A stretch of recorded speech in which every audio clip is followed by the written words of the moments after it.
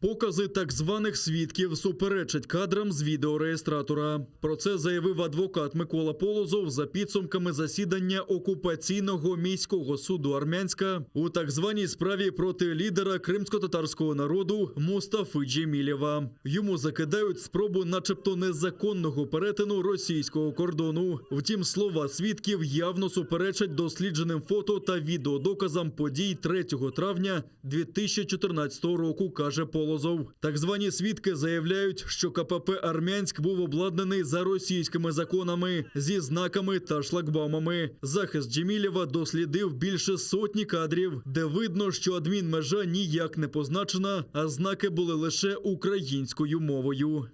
Ни на одной из сегодняшних видеозаписей, которые мы просмотрели, мы не увидели какие-либо признаки наличия государственной границы. Как то требует федеральный закон, ясные и видимые пограничные знаки, либо знаки, указывающие на то, что впереди пункт пропуска. Никаких сведений. Напротив, мы видели большой знак с надписью на украинском языке «Херсонская область», а на белом двухэтажном здании мы видели надпись на украинском языке «Пост ДПС ДАИ». По всем признакам это была территория Украины.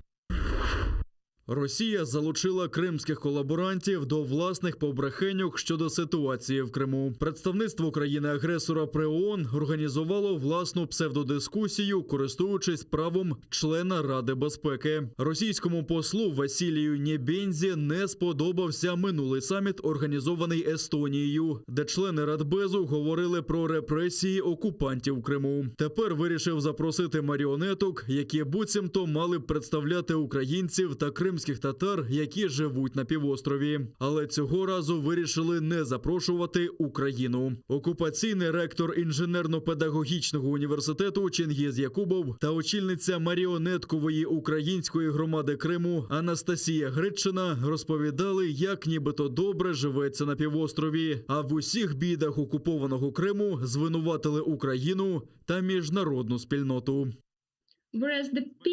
Громадяни Криму стикаються з великими проблемами, коли хочуть донести свою думку на європейських майданчиках. Хочу звернути увагу на розпалювання нетерпимості до кримчан на українських телеканалах. Запрошені представники Сполучених Штатів, Німеччини та інших країн реагували на це з іронією. Посол Німеччини Крістоф Гойсген наголосив на невизнанні окупації і додав, що після такого заходу може скластися враження, що це Україна напала на Росію, а не навпаки. А посол США Тріна Саха звинуватила країну-агресорку у зловживанні своїми правами. Сьогоднішня зустріч є продовженням практики зловживання Росією своїм місцем у Раді безпеки для організації заходів з українського питання, покликаних спотворити реалії розпаленого Росією конфлікту на сході України та анексії Криму. Іншими словами, Росія попросила нас зібратись тут на знак визнання грубої зневаги Росії до міжнародного права, включно з імпліцитним принципом ООН, що жодна країна не може силою змінювати кордони іншої. США не визнають спробу анексії, і ми рішуче це засуджуємо.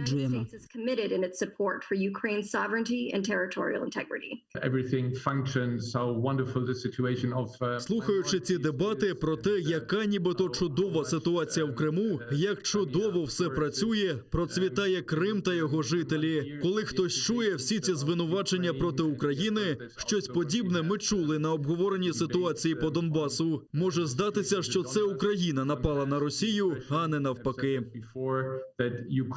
Invaded Russia and not Russia invaded Ukraine.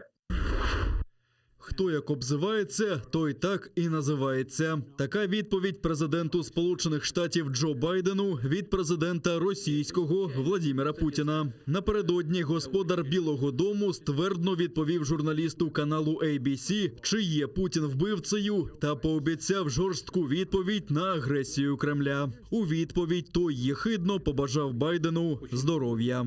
So you know Vladimir Putin, you think he's a killer? I do. He will pay a price. We had a long talk, he and I know him relatively well. And the conversation started off, I said, I know you and you know me. If I establish this occurred, then be prepared. И что бы я ему ответил? Я бы сказал ему, будьте здоровы. Я желаю ему здоровья. Кто как обзывается, тот так и называется.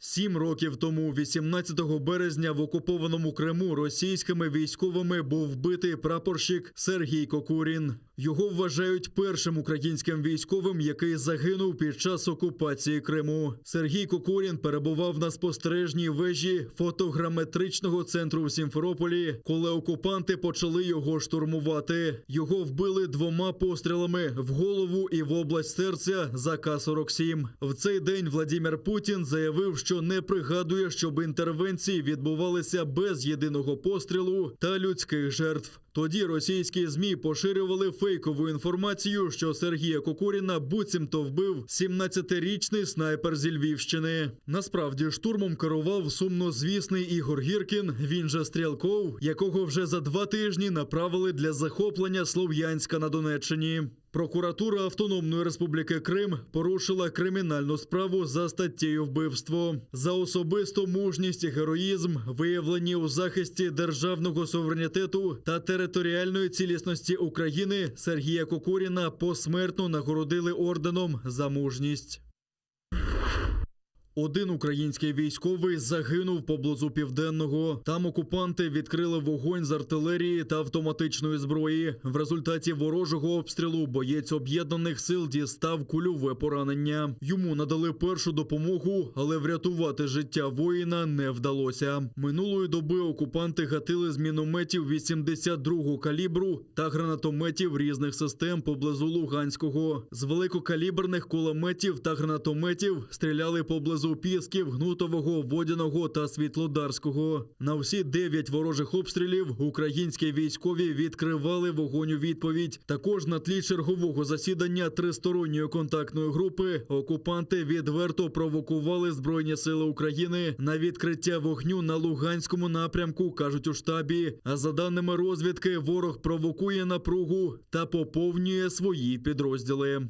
Командування Збройних сил Російської Федерації провокує посилення напруження обстановки на тимчасово окупованій території у Донецькій та Луганській областях.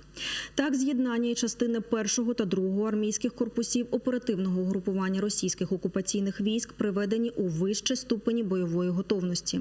Особовий склад противника відкликано з відпусток, достроково відправлено до місць проходження служби осіб, які перебували на лікуванні у медичних закладах. Здійснюється поповнення боєприпасами передових підрозділів.